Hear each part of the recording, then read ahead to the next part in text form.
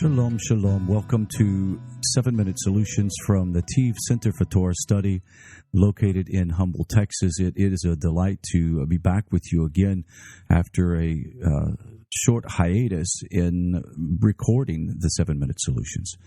Today we come out of the High Holy Days of Sukkot, and we have punctuated this time with great simcha, joy, relationship with family and friends, and with our God. Today, I would like to offer you this sort of solution for guaranteeing the proper adornment of the yoke of heaven for us as we continue through this new life that we have been given on Yom Kippur. Rabbi Nachman says in his book of wisdom, to take on the yoke of heaven, we must abandon all of our sophisticated ideas and walk in the path of purity and simplicity. The Holy Torah is the only true wisdom. All other ideas are nothing in comparison. Sukkot itself really emphasized the power of simplicity. We strip ourselves at Yom Kippur of our ego, our pride. We humble ourselves before the Creator of the universe, and we do tshuva. It is at that point that Hashem gives us life, gives us spiritual life, and we renew our commitment to live and do the mitzvah as He commands us to do in His Holy Torah.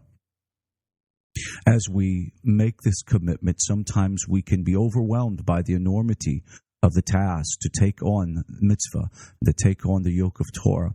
But Rabbi Nachman says that a person who strips himself of his own sophistications, his own ideas, and humbles himself before Hashem in purity and simplicity will be the one who will be able to capture or to bring down the yoke of heaven and place it on their shoulders. And we find that the yoke of heaven is really not a burden at all. It actually guides us. If you can think of an oxen that has a yoke, the yoke is not meant to burden the animal. The yoke is not meant to capture or to hold captive this creature. Rather, it is to help guide the animal to be more productive in life. We talk about the yoke of heaven as sort of a foreign idea in the modern age. But if you can imagine a farmer attempting to plow up his land and to do work on a land to produce a great harvest of fruit or vegetables, whatever it may be, he has to guide that oxen or those mules.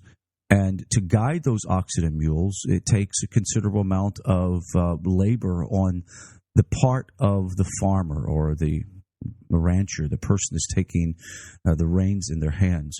But the animal simply has to submit itself to the promptings of the left and to the right and forward and back.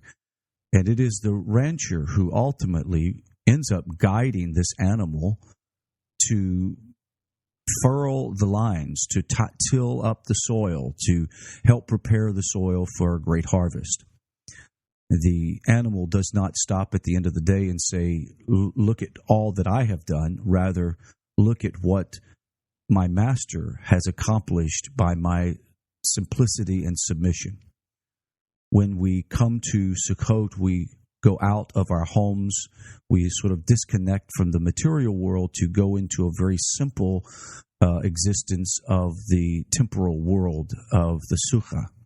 It is in the Sukkah that we draw down the Ruach HaKodesh of Hashem, and we connect in a very special way.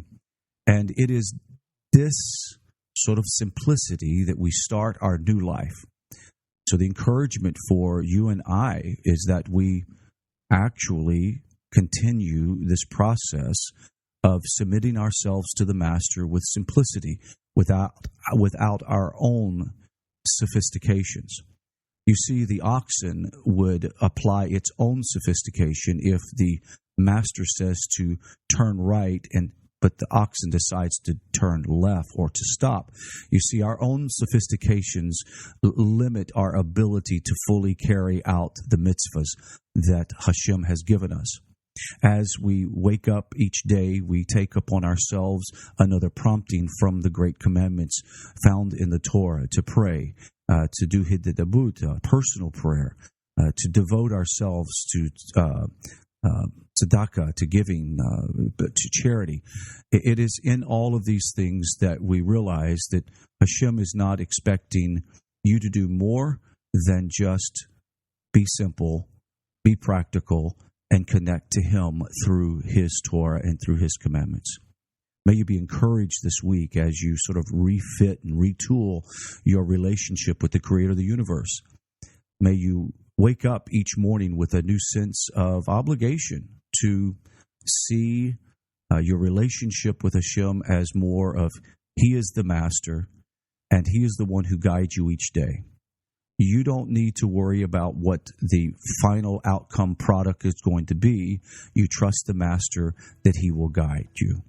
So you get up every morning, you take up on the yoke of heaven by doing each one of the mitzvahs, and know this for sure: the master, the creator of the universe, is going to produce a wonderful harvest in your life, a harvest of prosperity, of great relationships, a harvest of a brand new relationship and connection with Him.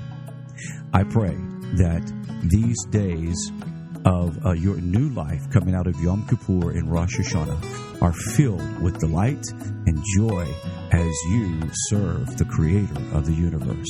This has been your 7-Minute Solutions from NETIV Center for Torah Study in Humble, Texas. You can find us on the internet at www.netiv.net.